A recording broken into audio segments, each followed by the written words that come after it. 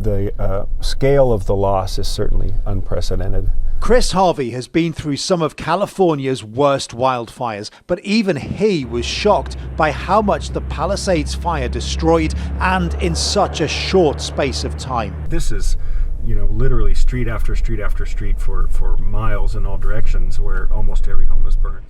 A week after the start of the blaze that tore through this entire Los Angeles community, he took us past the barricades and into the evacuation zone to show us the devastation. Houses gone, driveways filled with cars burned so badly it is impossible to make out which make or model they were. Once a vehicle catches fire and is fully engulfed, it obviously is putting out a lot of sparks and a lot of embers, and those can carry in a very strong wind. The fire started in the hills, spreading across the whole area with terrifying speed in scenes that will haunt those who lived here for the rest of their lives. Hurricane-force winds gave it extra charge. You have homes, stair-stepped up a hillside, and so the steeper the terrain, the more the fire will act like it's just going up a chimney. We're having to walk. As people tried to flee in their cars, they found themselves trapped.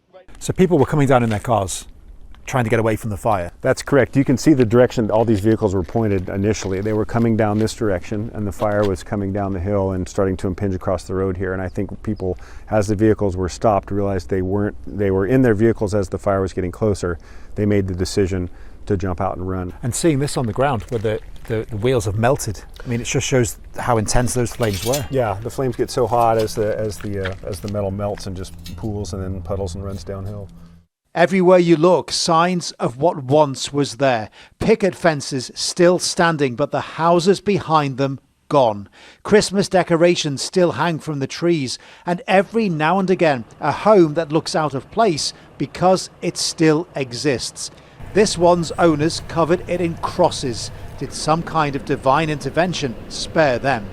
People here are very nervous because forecasters are warning of extreme winds ahead, potentially more hurricane force winds, just like we saw last week, and we all know what that can lead to. Everybody here, not just in Los Angeles, but across Southern California, fully aware this may be far from over.